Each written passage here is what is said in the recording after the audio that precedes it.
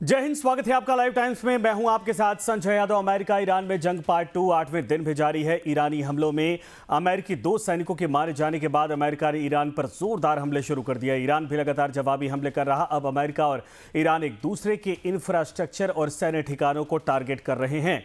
ये जंग अब हॉर्मुज स्ट्रेट पर कब्जे को लेकर हो रही है। ये वही समुद्री रास्ता है जिससे होकर दुनिया के 5वां हिस्सा कच्चा तेल गुजरता था। और इसी बीच ईरान के सर्वोच्च नेता मुस्तफा खामनेई ने अमेरिका को सख्त लहजे में सबक सिखाने की चेतावनी दी है। लेकिन अमेरिका ईरान में जंग के बीच में ईरान में कलह की खबरें भी हैं। अमेरिका के साथ हुए सीज फायर को लेकर ईरान के कट्टरपंथी धड़े आग बबूला हैं कि उन्होंने राष्ट्रपति मसूद पेशेकियान और शीर्ष राजनयिकों के खिलाफ मोर्चा खोल दिया है। यहां तक कि एक धार्मिक सभा में राष्ट्रपति को सरेआम गला काटने तक की धमकी दे दी गई। लिहाजा कहा जा सकता है कि एक तरफ ट्रंप का प्रहार, वहीं ईरान में अंदरूनी कलह बेहिसाब है। मतलब साफ है कि ईरान अपने ही चक्रव्यूह में उलझता दिख रहा है। सबसे पहले बात ईरान में नए डेवलपमेंट की करें तो ये नया डेवलपमेंट ईरान के हुक्मरान की नींद उड़ाने वाला है, क्योंकि कहा यह जा रहा है कि ईरान में कट्टरपंथी गुट सक्रिय हो गए हैं और इसकी बानगी ईरान के पूर्व सर्वोच्च नेता अयातुल्ला अली खामनेई के सुपुर्द खाक के वक्त जनाजे के जुलूस में भी दिखा था। माहौल गमगीन होने के बावजूद हिंसक और राजनीतिक नारेबाजी देखी गई थी और काले कपड़ों में हजारों प्रदर्शनकारियों और कट्टरपंथियों ने दिवंगत नेता को श्रद्धांजलि देने के साथ देश के मौजूदा राष्ट्रपति मसूद पेशेकियान के खिलाफ नारे लगाए और कहा कि समझौता करने वालों को मौत हो। और इतना ही नहीं, अमेरिका के साथ बातचीत की कमान संभालने वाले और प्रतिबंधों को हटाने की वकालत करने वाले ईरान के विदेश मंत्री अब्बास अराघची को भी भीड़ के गुस्से की वजह से जान बचाकर भागना पड़ा। कट्टरपंथियों ने अराघची पर पथराव किया और उन्हें गद्दार और बिकाऊ तक कह दिया था। अब आपको इसके पीछे का तर्क बताते हैं। दरअसल इस पूरे विवाद में एक थ्योरी काम कर रही है। ईरान के कट्टरपंथी गुटों में तेजी से सक्रिय हो रही है और अली खामनेई की मौत के बाद उनके बेटे मुस्तफा खामनेई को नया सर्वोच्च नेता चुना गया। लेकिन मुस्तफा पिछले काफ़ी वक्त से देश की जनता के सामने आए नहीं और ये पूरी तरह से सार्वजनिक जीवन से गायब हैं। बीच में महज उनका ट्वीट सामने आ रहा है। मुस्तफा खामनेई की इस रहस्यमय गैर मौजूदगी से लोगों में नाराजगी है। वहीं दूसरी थ्योरी के मुताबिक कट्टरपंथियों का आरोप है कि दुनिया के सामने नेता राष्ट्रपति पेशेकियान, मुख्य वार्ताकार मोहम्मद बाखर गलीवाफ और विदेश मंत्री अब्बास अराघची नजर आ रहे हैं। इससे देश में गुपचुप तख्ता पलट की कोशिश की आशंका जताई जा रही है। लिहाजा ईरान में हर तरफ भ्रम की स्थिति है और तख्ता पलट की आशंका भी जोर पकड़ती जा रही है। जाहिर बात है, किसी भी देश की तरह से ईरान में भी 2 धड़े हैं। एक धड़ा नरमपंथियों का है जो कि चाहते हैं कि युद्ध का समाधान अमेरिका से बात करके निकाला जाए। ईरान को अमेरिका से बातचीत नहीं करना चाहिए। राष्ट्रपति पेजेशकियान या विदेश मंत्री अराघची वो अमेरिका के साथ अगर बात कर रहे हैं तो देश के साथ दगा कर रहे हैं। इन्फ्लुएंशियल मंत्री हैं, उनका कहना है कि अमेरिका के साथ युद्ध जारी रहना चाहिए, लेकिन साथ साथ अमेरिका के साथ बातचीत भी जारी रहना चाहिए। और इतना ही नहीं, सरकार समर्थक एक कट्टरपंथी धार्मिक गायक मोहम्मद अली बख्शी ने एक जनसभा में राष्ट्रपति पेशेकियान को सीधे तौर पर जान से मारने की धमकी दी और उन्होंने साफ कहा कि मिस्टर प्रेसिडेंट, अगर सर्वोच्च नेता की शर्तें पूरी नहीं हुई तो हमारे हाथ में ब्लेड होगा और सामने आपका गला होगा। हम आपके लिए नरक बना देंगे। कट्टरपंथी धड़े जेव पायदरी का आरोप लगा रहे कि नए सर्वोच्च नेता की इस गैर मौजूदगी का फायदा उठाकर राष्ट्रपति पेशेकियान और मुख्य वार्ताकार गलीबाफ देश की सत्ता पर पूरी तरह काबिज होने के लिए एक राजनीतिक तख्ता पलट को अंजाम दे रहे हैं। कट्टरपंथी सांसद महमूद नवाबियान ने सोशल मीडिया पर चेतावनी जारी करते हुए पूछा कि ईरान के लोगों के लिए चेतावनी है, क्या देश में कोई तख्ता पलट होने वाला है? ईरान में 28 फरवरी को जब अमेरिका और इजराइल ने बमबारी करके अयातुल्ला अली खामनेई को मार दिया तो उसके बाद मुस्तफा खामनेई को उनका उत्तराधिकारी चुना गया। लेकिन अभी 4 महीने होने को जा रहे हैं और अब तक मुस्तफा खामनेई कभी भी पब्लिक अपीयरेंस में नहीं आए। और तो और जब अयातुल्ला अली खामनेई को सुपुर्द खाक किया गया, उनके जनाजे में भी वह शामिल करने के लिए नहीं आए। ऐसे में ईरान में काफ़ी लोग ये कयास लगा रहे हैं कि शायद वह या तो मारे गए हैं या शायद बहुत ही गंभीर रूप से घायल हैं। और इसी बीच अमेरिका और ईरान में जंग चरम पर है। अमेरिकी सेंट्रल कमांड यानी कि सेंटकॉम ने रविवार को कहा कि उसने ईरानी सैन्य, तटीय निगरानी और हवाई रक्षा सुविधाओं, समुद्री क्षमताओं और मिसाइल और ड्रोन भंडारण स्थलों पर बड़ा प्रहार किया है। सेंटकॉम ने आगे कहा कि ईरान के इस्लामिक रिवॉल्यूशनरी गार्ड कोर ने अमेरिकी सैन्य ठिकानों पर हमला किया। यह हमला जॉर्डन में अमेरिकी सेना पर हमले किए गए, जिसमें अमेरिकी सेना के 2 जवानों की मौत हो गई। और इतना ही नहीं, ईरान ने ड्रोन और मिसाइलों से नॉर्थ इराक पर हमला किया। और इतना ही नहीं, इराक के कुवैत के मिलिट्री कॉम्प्लेक्स को हमले इस पर किए गए।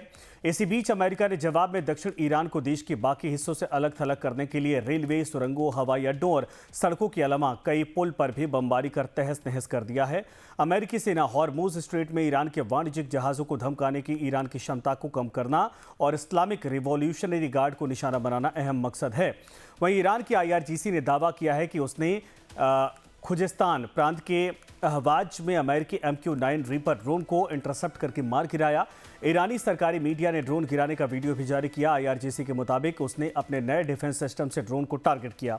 हालांकि अमेरिका ने अब तक न तो ड्रोन गिराए जाने के दावे की पुष्टि की है और न ही जारी वीडियो पर कोई रिएक्शन दिया है। कुल मिलाकर देखा जाए तो अमेरिका ईरान की जंग अब इंफ्रास्ट्रक्चर को निशाना बनाने पर पहुंच गई है। शुरुआती दौर में ईरान और अमेरिका दोनों ही सिर्फ उभय पक्ष के मिलिट्री टारगेट्स पर हमला कर रहे थे, यानी आर्मी का बेस, नेवी का बेस, एयरफोर्स का बेस। लेकिन पिछले 2 दिनों से अमेरिका भी और ईरान भी एक दूसरे के यहाँ पर जो सिविलियन इंफ्रास्ट्रक्चर है, roads, bridges, highways, gas base बिजली जो पैदा करते हैं, उन संयंत्रों पर हमले चालू हो गए हैं। यानी यह युद्ध आस्ते आस्ते एस्केलेशन मैट्रिक्स में लेवल 1 से लेवल 2 और अब फेज 3 में प्रवेश कर गया है। ईरान ही नहीं, अब ये लड़ाई हॉर्मुज स्ट्रेट को कब्जा करने को लेकर ज्यादा नजर आ रही है, क्योंकि अमेरिकी राष्ट्रपति डोनाल्ड ट्रंप हर हाल में हॉर्मुज को अपने कब्जे में लेने को आतुर है। वहीं ईरान पीछे हटने को राजी नहीं है। इसी बीच ईरान ने MOU को न मानने का ऐलान कर दिया। मुस्तफा खामनेई ने अमेरिका को न भूलने वाली सबक सिखाने की चेतावनी दी। वहीं ट्रंप ने कहा कि MOU का उन्हें कोई परवाह नहीं है। उन्होंने एक इंटरव्यू में कहा कि अमेरिका का मकसद सिर्फ ये सुनिश्चित करना है कि ईरान परमाणु हथियार न बना सके। आज 9वां दिन है जब ईरान के ऊपर जो है अमेरिका ताबड़तोड़ हमले कर रहा है। उसमें इंफ्रास्ट्रक्चर की साइट्स भी हैं, उसमें जो है बाकी जो है ऑयल साइट्स भी हैं और बाकी जो है मिलिट्री टारगेट्स भी हैं। और उसकी जवाबी कार्रवाई में जो है ईरान भी अमेरिका के ऊपर ताबड़तोड़ हमले कर रहा है। उनके अमेरिकन बेसिस के ऊपर, जॉर्डन के ऊपर जहाँ पे 2 सैनिक मारे गए हैं, बहरीन के ऊपर, कुवैत के ऊपर। और अब जो है अल्टीमेटम ईरान ने ये दिया है कि अगले हमले, अगर यही हमले जारी रहे अमेरिका के ईरान के इंफ्रास्ट्रक्चर के ऊपर, तो आने वाले समय में सऊदी अरेबिया और UAE के ऊपर भी हमले किए जाएंगे। तो अगर हॉर्मुज स्ट्रेट पर अमेरिका का कब्जा होता है तो ये दुनिया के लिए तीसरे विश्व युद्ध के दस्तक जैसी महातबाही होगी, क्योंकि दुनिया का 1/3 समुद्री तेल इसी रास्ते से गुजरता है जो फिलहाल ठप है। भारत के लिए स्थिति सबसे भयावह होने वाली है। दरअसल भारत 60% से ज़्यादा कच्चा तेल और कुल आवश्यकता की 60% LPG आयात करता है और इस आयातित LPG का करीब 80% हिस्सा हॉर्मुज के रास्ते से हिंदुस्तान पहुँचता है। फिलहाल जंग की वजह से पेट्रोल डीजल की कीमतें आसमान छूने लगी हैं। अगर अमेरिका हॉर्मुज पर कब्जा करता है, जिसके लिए ट्रंप ने ठान ली है, तो ग्लोबल सप्लाई चेन पूरी तरीके से ध्वस्त हो जाएगी और दुनिया एक ऐसे अभूतपूर्व आर्थिक मंदी के दलदल में धंसता जाएगा जिससे निकलना शायद नामुमकिन या बहुत मुश्किल हो जाए। ये मानना है कि अगर अमेरिका के कंट्रोल में स्ट्रेट ऑफ हॉर्मुज आ जाता है तो वो थोड़ी प्रेशर टैक्टिक्स अप्लाई कर सकता है, खासतौर पर इंडिया के अगेंस्ट, क्योंकि उसको इंडिया के साथ जो है ट्रेड डील साइन करनी है। इससे ज्यादा वो कुछ नहीं कर पाएगा। वो भी सिर्फ एक प्रेशर टैक्टिक्स होगी कुछ टाइम के लिए। लेकिन अगर भारत जैसे अभी तक जो है भारत ने अपने घुटने नहीं टिकाए हैं और अपनी स्ट्रेटेजिक ऑटोनॉमी को मेंटेन किया हुआ है, अगर भारत इसी तरीके से स्ट्रेटेजिक ऑटोनॉमी को मेंटेन करेगा, अपने फार्मर्स का, अपने जो है लोगों का इंटरेस्ट को ध्यान में रखेगा, तो मुझे नहीं लगता कि अमेरिका कुछ ज्यादा प्रभाव डाल पाएगा अगर वो स्ट्रेट ऑफ हॉर्मुज को कंट्रोल भी कर लेता है। बहरहाल अमेरिका ईरान में महाविनाश की जंग से रास्ता बिल्कुल साफ दिखाई दे रहा कि ईरान इस वक्त दो तरफा बारूद के ढेर पर बैठा है। बाहर ट्रंप हैं, ट्रंप की सेना घातक प्रहार कर रही तो अंदर अपने ही लोगों का बेहिसाब आक्रोश देखा जा रहा। सीज फायर को लेकर घर में ही शुरू हुई खुली बगावत और राष्ट्रपति को मिली गला काटने की धमकी ने ईरान को हिलाकर रख दिया है। अब देखना यह होगा कि बाहरी ट्रंप के चक्रव्यूह में फंसा ईरान क्या अपने ही अंदरूनी महासंकट की आग में पूरी तरीके से भस्म हो जाएगा या दुनिया को महाजंग में धकेल देगा। कई गंभीर सवाल हैं क्योंकि अब तक लग रहा था कि शायद जो बगावत की आग थी उसको खत्म कर लिया गया है, लेकिन अब साफ तौर पर दिखाई दे रहा है कि अंदर ही देश के भीतर बगावत के हालात पैदा हो चुके हैं। हमारे साथ कुछ मेहमान इस वक्त जुड़ रहे हैं। Retired colonel SK. मलिक साहब हैं, डिफेंस एक्सपर्ट के तौर पर। डॉक्टर अजताब हैं, जियो पॉलिटिकल एक्सपर्ट। सर, आप दोनों लोगों का स्वागत है। शुरुआत में करना चाहूँगा मलिक साहब आपसे ही। ये तो बड़ी विकट परिस्थिति पैदा हो गई है। क्या ईरान के सामने अब बड़ी चुनौती है कि घर की आग को बुझाया जाए? जनता अपने नेताओं पर भरोसा नहीं कर रही। लग रहा है कि यहाँ पर या तो बगावत हो रही, तख्ता पलट की स्थिति है, या फिर जो है कि ये ट्रस्टवर्थी नहीं है। अब ऐसे में बाहर कैसे लड़ेगा ईरान? जी जी, देखिए, तख्ता पलट की जल्दी कोशिश कितनी भी हो जाए, अभी कोई संभावना इसकी नजर नहीं आती है। आप देखिए कि अमेरिका कोशिश कर रहा है कि किसी तरह से उन परिस्थितियों को पैदा किया जाए कि जो शायद जनवरी में ईरान के अंदर कुछ पैदा करने की कोशिश की गई थी। और संजय जी, इस बात से ये ईरान की जो IRGC ने बहुत ही बर्बरतापूर्व उस टाइम जनवरी का जो सिविल एक तरह से मूवमेंट कह लूंगा मैं, इंटरनल, उसको दबाया गया था। और एक तरह से जिस तरह से वहां पे बहुत ही बर्बरतापूर्ण हत्याएं हुई थी वहां पे IRGC के थ्रू, जिसको गवर्नमेंट स्पॉन्सर्ड सफाया किया था। तो जो जनता आज इतनी उसके अंदर हिम्मत इतनी जल्दी नहीं आएगी जब तक IRGC का डेसिमेशन नहीं होता है। और IRGC का सफाया इतनी जल्दी अमेरिका से संभव नहीं है, क्योंकि ये सब चीजें एक तरह से डिस्टेंस वॉर चल रहा है। जैसे चाहे आप एयर पावर कर लीजिए, मिसाइल कर लीजिए, या फिर ड्रोन कर लीजिए। ये सब जब क्या होता है कि रिजीम चेंज की तरफ बढ़ने का मतलब है कि आपको जमीन पर कंट्रोल करना पड़ेगा, की इंस्टॉलेशन को कंट्रोल करना पड़ेगा, उनको कुंद करना पड़ेगा जहां से भी उनकी स्ट्रेंथ आ रही है। ये बात सही है कि इंफ्रास्ट्रक्चर पे जो अटैक हो रहे हैं अमेरिका की, वो इसी बात को ध्यान में रखते हुए कि क्योंकि जब पब्लिक अंदर से हीट फील करना शुरू करेगी, उसके कम्युनिकेशन टूट जाएंगे, सड़कें डैमेज हो जाएगी, ट्रेन नहीं रहेगी। तो इससे दो चीजें फायदा होता है। एक फायदा तो ये होता है कि ईरान जो अपने जो खासकर कोस्टल लाइन के साथ साथ जो उसके अटैक पोर्ट हुए हैं, उनसे सप्लाई नहीं कर पाएगा, उसको पैसा इमीडिएटली नहीं मिल पाएगा। दूसरी चीज ये है कि इंटरनल जो डैमेज हो रहा है इंफ्रास्ट्रक्चर पे, उसके अंदर की अर्थव्यवस्था टूटेगी, लोगों को समस्या होगी। तो जब लोग मूवमेंट नहीं कर पाएंगे, उनको पानी तक नहीं मिलने की दिक्कत आने लगेगी, और तो वो अपनी जाहिर सी बात है अंदर से असंतोष उभरेगा। तो अमेरिका इस बात पे थोड़ा उम्मीद लगाए हुए हैं कि बाहर से मैं अटैक करता रहूंगा और अंदर से इंफ्रा अटैक करने के बाद अंदर के लोगों को मैं हिम्मत मिलेगी और उनकी मजबूरी भी हो जाएगी एक तरह से असंतोष के तहत उठना। तो अमेरिका इस चीज पर भी बैंक कर रहा है कि ये दुधारी जो तलवार वो चला रहा है, इस टाइप की वो गेन उसमें निकालना चाहता है। और दूसरी बात यह है कि आप हॉर्मुज पे आ जाइए।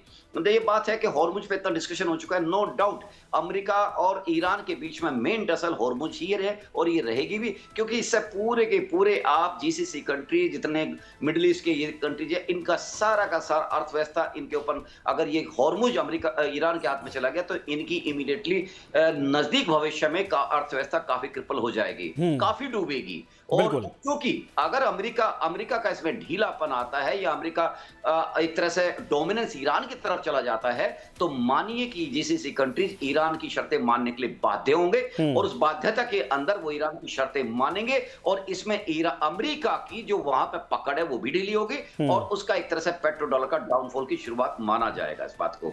जी संजय, नहीं, बिल्कुल सही आपने कहा, लेकिन डॉक्टर अजताब, एक बड़ा सवाल तो है, ये मुस्तफा खामनेई है कहाँ? इतने महीने हो गए, सिर्फ ट्वीट आता है, कोई बयान नहीं आता है। वहाँ एक लीडरशिप लूप होल तो है, क्योंकि सीनियर खामनेई अयतुल्ला अली खामनेई के जाने के बाद वैसा ही नेता, वैसे एक रुतबे का नेता चाहिए था। क्योंकि ये जितने नेता अब तक काम कर रहे हैं या मीडिएशन कर रहे हैं या फिर बातचीत कर रहे हैं, ये सब उनके अंडर में काम करते थे। जनता को अब बड़ा ये कन्फ्यूज़न पैदा हो गया कि मुस्तफा जिंदा भी हैं या नहीं, या उनके नाम पर आड़ में यहाँ पर कुछ और खेल करने की तैयारी चल रही है। और ये बहुत बड़ा कहा जाए कि इंटरनल नुकसान पहुंचा सकता है पूरे ईरान को। बिल्कुल संजय जी, आप सही कह रहे हैं कि मुस्तफा खमनेई का एब्सेंस पिछले लगभग 5 महीने होने चले और अभी तक एक भी बार उनको ना उनका खुद तो फिजिकली नहीं आया है ना दिखे हैं, सिर्फ उनकी आवाज भी नहीं सुनाई पड़ी, ऑडियो विजुअल कुछ भी नहीं है, स्टेटमेंट आता है तो ये एक संदेह पैदा करता है।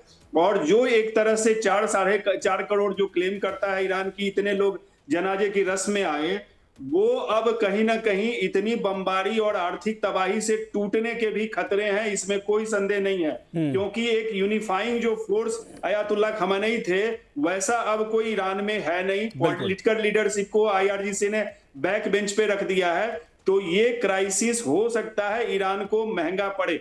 ईरान के साथ अभी देखिए सबसे मजबूत जो स्थिति है कि एक इनकी एग्जिस्टेंशियल अस्तित्व की लड़ाई लड़ रहे हैं, इसलिए इनमें वो जज्बा भी है, जिगर भी है। दूसरी तरफ अमेरिका जो है वो एक तरह से पॉलिसी और अपनी चॉइस की लड़ाई लड़ रहा है। तो कमिटमेंट ईरान में, ईरान के IRGC में निश्चित रूप से ज्यादा है। लेकिन अगर कोई मुस्तफा खamenei जैसा एक सुप्रीम लीडर हो या एक सर्वमान्य नेता नहीं होगा तो बिखरने के चांसेस हैं, खास करके जब जनता पिछले 40-47 साल से तबाही की ओर है, सैंक्शंस फेस कर रही है और पिछले 4.5 महीने से तो बहुत ज्यादा बम्बार्डमेंट हुआ है। तो ये एक ड्रॉबैक है और इससे ईरान में और ज्यादा दरार जो हार्डलाइनर और पॉलिटिकल लीडरशिप है उसके बीच आ सकती है। सीधे गर्दन काटने की धमकी दी जा रही है और तख्ता पलट के आरोप लगाए जा रहे हैं।